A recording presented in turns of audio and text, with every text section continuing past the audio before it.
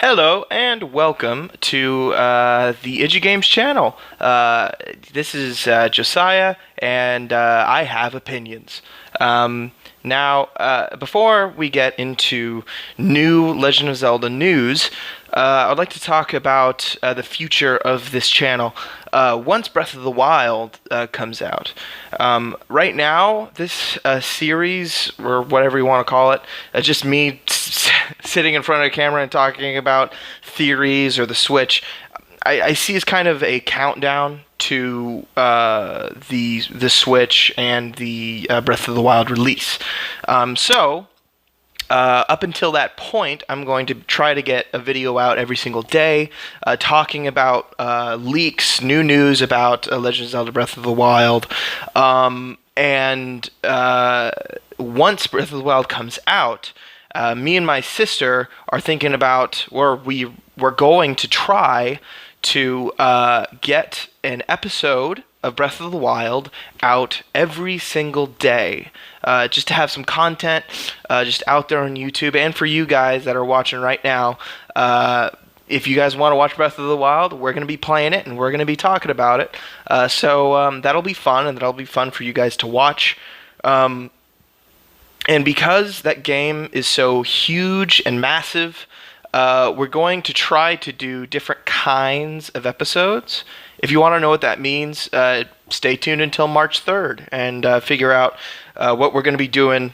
We're going to try to get an episode out day one.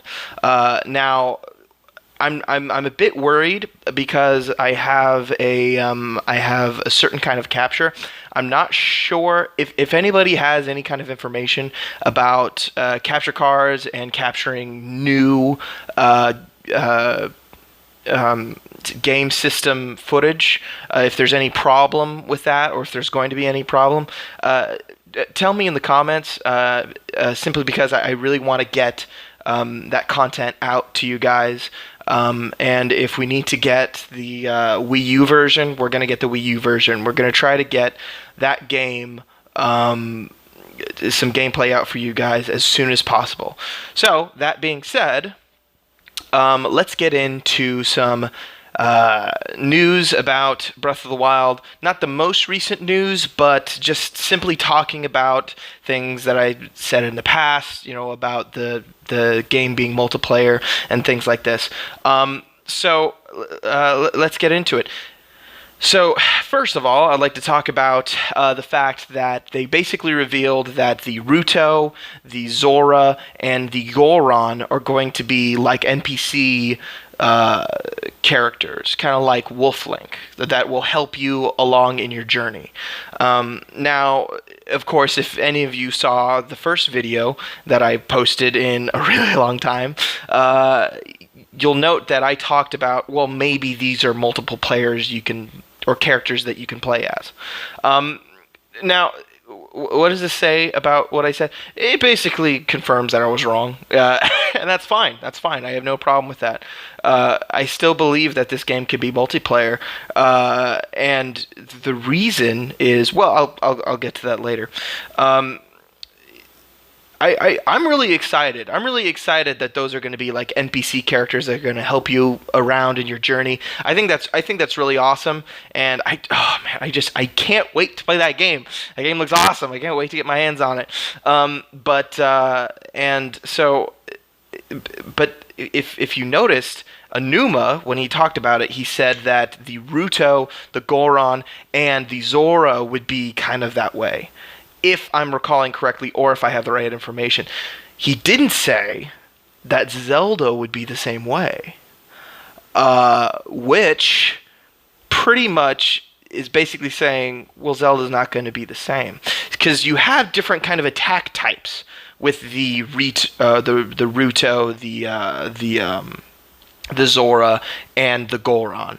They have different kind of attack types. When you look at Zelda, she doesn't really have any specific attack type unless you count magic. We saw in the Switch presentation trailer her kind of holding her hand up and like light coming out of it, which, I mean, she could probably do. I doubt that that's the case, though, and I'll get into that. the fact that she doesn't have a specific weapon or a weapon type, and Link's the one holding the Master Sword and not Zelda, kind of makes me think that Zelda is going to be using the Sheikah Slate. And this is pretty important because if Zelda's using the Sheikah Slate, that means that Link is not using the Sheikah Slate.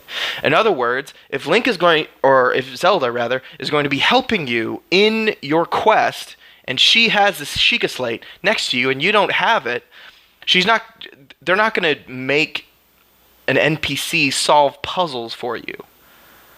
I think that I still think that it could be an optional co-op with Zelda having the Sheikah Slate and you not having the Sheikah Slate.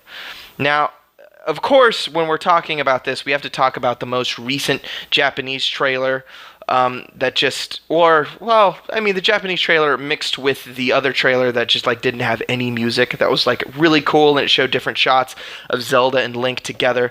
The fact that Zelda and Link are going to be together so often in this game really makes me think that this is going to be a possible co-op, especially if Aonuma didn't even say that Zelda would be like an NPC helping you around in your journey.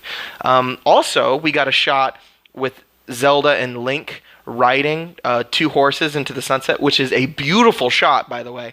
But Zelda is riding a pure white horse, just like I talked about in my last video. So that's just a cool Easter egg that doesn't really say anything about a theory, but it's cool to see at least part of that horse in the game. That's pretty cool. So, well, I am assuming it's going to be the same horse because it's got royal banners on it and everything. But so you might be thinking to yourself, well, I mean, just because, is there any proof that all these scenes with Zelda with the Sheikah Slate and Link without the Sheikah Slate, that those are not different time periods, that in fact those are in the time period of the game where you're playing? I would say so, because if you've kept up with the different shots or screenshots, Zelda has worn 3 different outfits. Now, we're assuming that one of them is Zelda. We don't quite know that one of them is Zelda because her face is obscured. You don't see her face in one of those shots. We see, number 1, her adventure gear, and that's the one we've seen her in most often. The blue gear with, those kind of capri-looking things. Pretty cool-looking outfit. And that's going to be, in my opinion, let's just go over the other ones. The second one, I'm going to call the goddess garb, or the goddess dress, because it's kind of similar to the dress that Zelda wore in Skyward Sword, because it's white, except in Skyward Sword, of course, it was a longer dress. The dress in Breath of the Wild looks a bit more like Greek because it's a bit shorter. But regardless, there's that one that we've seen her in, and then there is, I'm going to call the princess dress. And that we've only seen in one shot where Link is bowing down behind whoever is wearing that dress. I'm going to assume it's going to be Zelda. Whoever's wearing that dress. So I think that each of these dresses or garbs are significant because it's representative of when Zelda is, what is a cutscene from in the past and what is not a cutscene from the past. One being, I'm gonna say that Zelda in her adventure garb. I'm gonna make this stance. And once the game comes out, you can tell me how wrong I am, but I'm going to have this stance. Zelda, when she's wearing the adventure garb, is going to be current game. Current game, okay? I'm making the stance. I'm saying it right now. The goddess dress, I would say that perhaps she finds it someplace else in the story. So I would say when it's all muddied, I'm going to say that's going to be in the past. Something happened really rough in the past, or it could be like in the 3rd act of the game. I doubt it because her dress is all muddied when she's in front of the Great Deku Tree, which I assume that's because she's leaving the Master Sword in the care of the Great Deku Tree. So that's what I'm going to say, okay?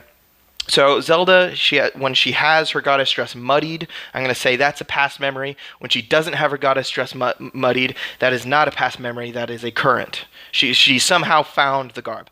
And when she's in the princess dress, that is going to be that one scene. I believe is an exclusively past memory. So all the times in which Zelda is in her adventure garb, I'm going to say that she is going to be in the current day. So when she has the Sheikah slate, that's current. Now you might be thinking, oh well, I mean Link. When you're talking about those scenes, Link has the same garb in the past that he does in the present.